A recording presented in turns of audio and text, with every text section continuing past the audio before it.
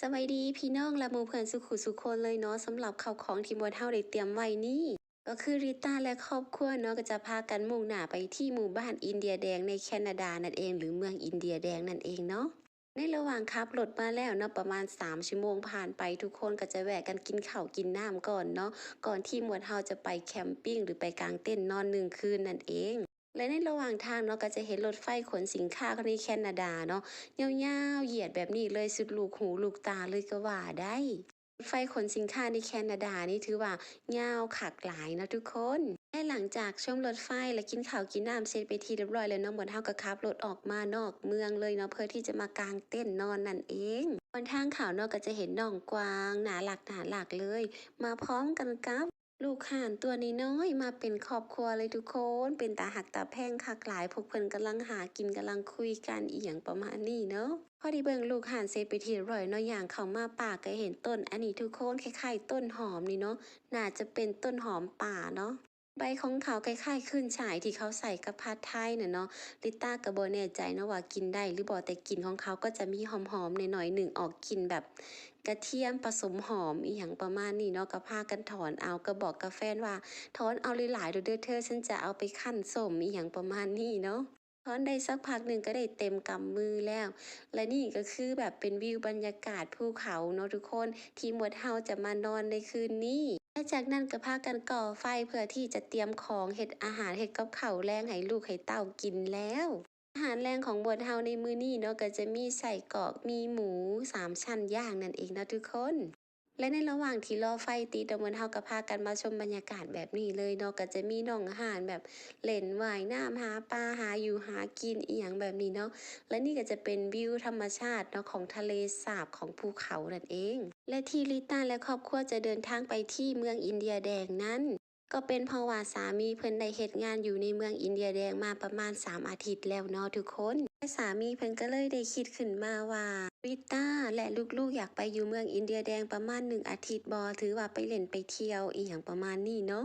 และริต้าก็เลยตอบเพิ่นไปว่าโอเคไปก็ไปนำกันนี่แหละและสักพักหนึ่งเนาะสามีของริต้าเนาะเพิ่นย่างมาบอกว่าเพิ่นปวดหลังหลายและริต้ากับน้องวินสตันเนาะก็พากันซอยกันนวดแบบนี้เลยทุกคนและสำหรับน้องวินสตันเนาะเห็นหมอมีนวดให้แดดดีเพิ่นก็จะซอยแบบนี้แล้วหมอมีเธอนวดหลังเด้อฉันจะนวดขาอีหยังประมาณนี้เนาะแบ่งเป็นสัดส่วนกันไปสำหรับพี่วาเรียมก็ถ่ายวิดีโอมาฝากพี่ผักน้องทุกคนให้ได้เห็นภาพบรรยากาศของครอบครัวหมวดเฮาเนาะทุกคนเนาะพากันนวดไปนวดมาให้กับแดดดีเพิ่นนั้นอาหารของหมวดเฮาก็เสร็จเป็นที่เรียบร้อยแล้วพากันกินเลยเนาะน้องวินสตันเห็นว่ามีถ่ายวิดีโอก็จะแลบลิ้นปิ้นตาแบบนี้นะทุกคนเล่นกับกล้องอีหยังแบบนี้เนาะ ทางมามีก็เอิญสายบริษัทมาอย่าเฮ็ดกับกล้องมามีอีหยังแบบนี้นะมามีจะถ่ายวิดีโอยังเล่นอยู่เนาะทุกคนก็จะกลับมาเว้าเรื่องสามีอีกเนาะทุกคนที่เฮ็ดให้สามีเพิ่นได้ปวดหลังนั่นเนาะก็คือแบบว่าการขับรถของเพิ่นแบบยาวไกลคักหลายและในระหว่างที่เพิ่นขับรถกลับมาจากเมืองอินเดียแดงมาถึงโคโรนาก็ประมาณ6เกือบ7ชั่วโมงอีหยังประมาณนี้เนาะเพื่อที่จะมารับริตาและลูกๆกลับไปที่เมืองอินเดียแดงอีหยังประมาณนี้เนาะก็ใช้เวลาหลายประมาณเกือบ12ชั่วโมงหรือ13ชั่วโมงเลยทีเดียวเนาะเลยเฮ็ดให้เพิ่นปวดหลังแข็งนั่นเองเนาะเพราะว่านั่งขับรถโดนๆอีหยังประมาณนี้เนาะก็เห็นใจเพิ่นอยู่ทุกคนคนขับรถของเฮาก็สู้ชีวิตคักหลายเพื่อมารับลูกรับเมียไปอยู่นำนั่นเองเนาะและนี่ก็จะเป็นอีก1ค่ำคืนที่ผ่านไปแล้วและลิต้าก็จะได้มาพับผ้าห่มนะทุกคนเพื่อที่จะเตรียมข้าวเตรียมของ ออกเดินทางไปที่เมืองอินเดียแดงนั่นเองก็จะเว่าเรื่องกางเต้นให้ทุกคนได้ฟังนับกันเนาะที่แรกก็คิดว่าจะพากันมากางเต้นหรือนอนค้างคืนเนาะทุกคนที่ไหนได้เนาะหมวดเฮาก็พากันนอนในรถทั้ง4 คนนั่นเองเนาะดียังเป็นรถตู้ยังบรรจุได้ครบทั้ง4 คนของหมวดเฮานั่นเองเนาะ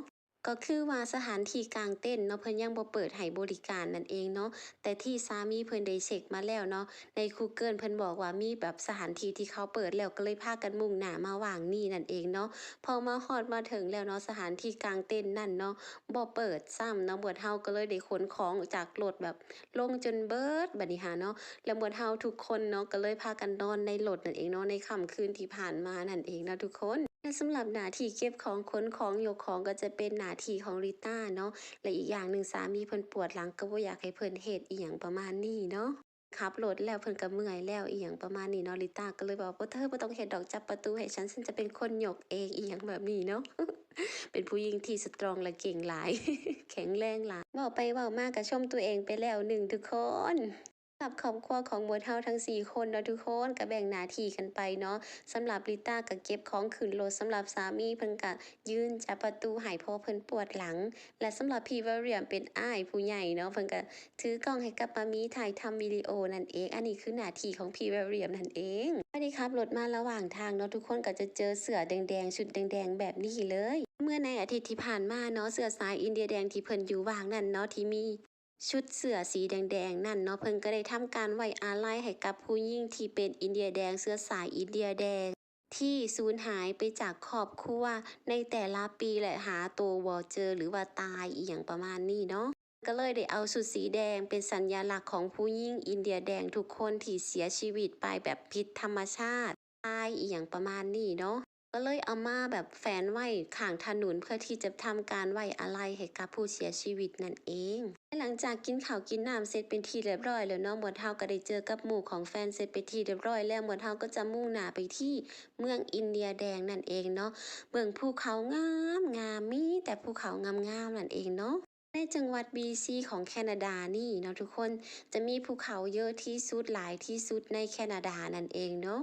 พื้นที่ก็จะเป็นภูเขาแบบต้นไม้หลายๆแหละบางพื้นที่ที่ริต้าได้ขับรถผ่านกับครอบครัวนี่เนาะก็จะเป็นภูเขาหัวโหลนซะส่วนมากในระหว่างการเดินทางของหมวดเฮาเนาะก็จะขึ้นเขาลงเขาแบบนี้เลยถนนหนทางอยู่ในเมืองนี่เนาะในจังหวัดบีซีนี่เนาะส่วนหลายเพิ่นก็จะแบบเฮ็ดถนนหนทางอยู่บนภูเขาบนยอดเขาอย่างประมาณนี้เนาะลิต้าก็ยังคิดในใจเลยว่าคนเฮ็ดถนนนี่พวกเขาก็เก่งคักหลายเนาะ ที่สามารถเฮ็ดถนนงามๆเส้นใหญ่ๆบนยอดภูเขาได้แหละให้รถวิ่งผ่านได้อีหยังประมาณนี้อันนี้ก็จะเป็นวิวบรรยากาศทางเบิดเนาะสำหรับในการเดินทางที่มัวเท้าใช้เวลาอันแสนยาวไกล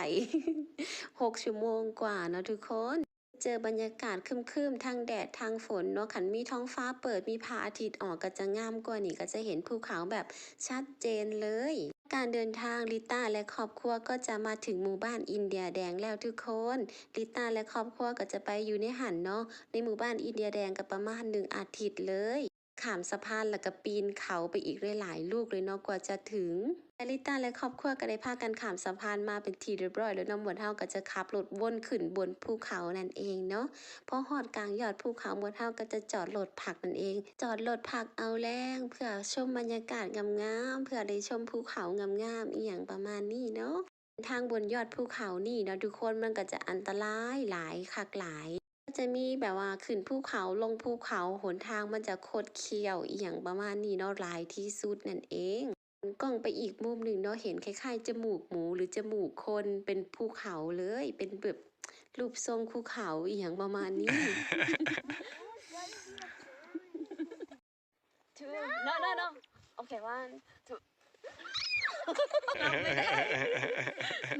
หลังจากริต้าและครอบครัวได้พักผ่อนและชมวิวเสร็จเป็นที่เรียบร้อยแล้วก็เท่ากับขับรถขึ้นมาบนยอดเขาแบบนี้เลยเนาะได้ขึ้นมาบนยอดภูเขาแล้วแทบบ่อยากเชื่อสายตาตัวเองทั้งนั้นเลยว่าบนยอดภูเขาที่สูงชันแบบนี้เนาะจะมีแผ่นดินเลี้ยงงัวเลี้ยงม้าเต็มเลยทุกคนได้มาเห็นแบบนี้แล้วเนาะทุกคนแทบบ่อยากจะเชื่อสายตาตัวเองว่านี่คือบนยอดเขาที่สูงชันที่สุดอีหยังประมาณนี้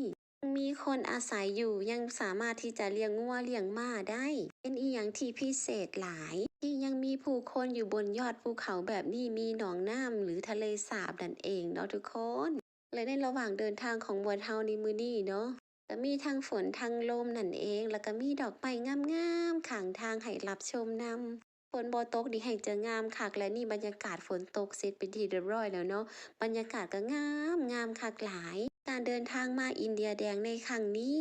บรรยากาศข้างทางกับโบเป็นตาย่านปานใดเพราะว่ามันจะมีหมู่บ้านเล็กๆน้อยๆมีเฮือนคนนำพวกเขามาปลูกบ้านอยู่และเลี้ยงวัวเลี้ยงม้าอหย่างประมาณนี้เนาะดาลิต้าก็คิดเผื่อไว้ว่าถ้าเกิดแบบมีปัญหาในระหว่างการเดินทางหรือการขับรถอีหยังประมาณนี้เนาะเฮาก็สามารถที่จะขอความช่วยเหลือจากบ้านหรือเฮือนคนที่อยู่ใกล้ๆบริเวณนั้นได้เพราะว่ายังมีเฮือนคน และหมู่บ้านหรือเมืองเล็กๆน้อยๆที่หมวดเฮาจะสามารถขอความช่วยเหลือจากพวกเขาได้นั่นเองคิดให้ว่าบ่เป็นตาย้านปานใดบ่คืออินเดียแดงอีกว่างหนึ่งเนาะที่ริต้าเคยไปอยู่กับครอบครัวนั่นเนาะเมืองอินเดียแดงอีกทีหนึ่งที่ริต้าเคยไปอยู่กับครอบครัวที่ผ่านมานั่นเป็นตาย้านบ่มีทางขับรถไปถึงแต่นั่งเรือกับนั่งเครื่องบินเท่านั้น ก็ใช้เวลาประมาณเท่าๆกันเลยประมาณ6-7 ชั่วโมงเท่าๆกันเลยในระหว่างการเดินทางไปนั่นและนี่ลิต้ากับครอบครัวก็จะมาถึงหมู่บ้านอินเดียแดงหรือเมืองอินเดียแดงที่หมวดเท่าตามหาแล้วนี่ก็จะเป็นสะพานเขาทางหมู่บ้านก็จะเป็นสายน้ำนะทุกคนแล้วก็จะเป็นแบบภูเขาต้องขับรถขึ้นภูเขาอีก1 ลูกเนาะก็จะวนไปแบบนี้เลยจนกว่าจะถึงหมู่บ้านนั่นเองแรกก็ตื่นเต้นมันจะเป็นจังใดเนาะจะเป็นสภาพแบบใดเนาะอีหยังประมาณนี้เนาะแต่หมู่บ้านหรือเมืองอินเดียแดงบางนี่เนาะเขานิยมที่จะเลี้ยงวัวเลี้ยงม้าหรือเฮ็ดเกษตรหรือแบบว่าปลูกหญ้าอีหยังประมาณนี้เนาะให้งัวให้ม้ากินหน้าหนาวและหลายๆคนอาจจะยังบ่ฮู้เนาะว่าอินเดียแดงมาจากไสเป็นคนทางใดนั่นเองเนาะ และเมื่อหลายร้อยปีที่แล้วเนาะตั้งแต่ประเทศแคนาดายังบ่ทันได้เกิดขึ้นเป็นประเทศนั่นเองเนาะจะมีผู้คนเหล่านี้เนาะที่ขึ้นชื่อว่าเป็นอินเดียแดงนี่และได้เข้ามาอยู่ในแผ่นดินของแคนาดานี่ก่อนที่จะประเทศแคนาดายังบ่ได้เกิดขึ้นนั่นเองเนาะสำหรับผู้คนอินเดียแดงหรือเชื้อสายอินเดียแดงนี่ก็ถือว่าเป็นคนเก่าคนแก่ของประเทศแคนาดานั่นเอง คนผิวขาวหลายๆเชื้อชาติเข้ามารวมตัวกันแล้วเนาะก็ได้ก่อตั้งประเทศนี่เป็นประเทศแคนาดาขึ้นมานั่นเองเนาะสำหรับคนอินเดียแดงนั่นเขาก็เสียใจหลายเนาะที่มีคนผิวขาวนั่นมาแย่งแผ่นดินของเขาที่เขาอยู่อาศัยและทำมาหากินนั่นเพราะประเทศแคนาดาได้เป็นประเทศแล้วรัฐบาลของแคนาดาเนาะก็ได้ประกาศออกไปว่าบ่ให้คนอินเดียแดงเว้าภาษาของเขาให้เว้าแต่ภาษาอังกฤษ และจับลูกจับหลานของเขามาโรงเรียนประจำเพื่อที่จะเรียนภาษาอังกฤษนั่นเองเนาะน้อยผู้ใดหรือบุคคลใดเว้าภาษาตัวเองหรือภาษาอินเดียแดงในโรงเรียนนั่นเนาะก็จะถูกแบบคตกอีหยังประมาณนี้เนาะทุกคนเลยเฮ็ดให้คนอินเดียแดงนั่นกดเครื่องคนผิวขาวแห้งคักหลายเขาสั่งหลายที่มาแย่งแผ่นดินของเขาและมาแบบคตกลูกหลานของเขาที่ไปเรียนนั่น ฟังเรื่องราวของเขาเนาะแรกๆลิต้าก็อดที่จะโตนพวกเขาบ่ได้เนาะทุกคนมันก็สมควรแล้วเนาะที่รัฐบาลของแคนาดาที่จะดูแลค่าใช้จ่ายหรือค่าอยู่ค่ากินอาหารฟรีที่ดินฟรีหรือภาษีฟรีต่อกลุ่มและเชื้อสายอินเดียแดงเนาะและสำหรับคนอินเดียแดงทุกคนเนาะเขาก็จะมีสีผิวที่แบบคล้ายๆกับคนเอเชียแล้วก็จะมีแบบผมสีดำมีผิวแบบเป็นน้ำผึ้งอีหยังประมาณนี้เนาะสำหรับบางคนถ้าเป็นลูกครึ่งคนผิวขาวเขาก็จะผิวขาวมีออร่าแน่อีหยังประมาณนี้เนาะบางทีก็สีผิวของเขาหรือรูปร่างหน้าตาของพวกเขาเนาะก็จะออกคล้ายๆกับพวกประเทศเม็กซิโกอีหยังประมาณนี้และนี่ก็จะเป็นเรื่องเล่าคร่าวๆที่เกี่ยวกับคนอินเดียแดงหรือเชื้อสายอินเดียแดงที่ลิต้าได้ฮู้และได้สัมผัส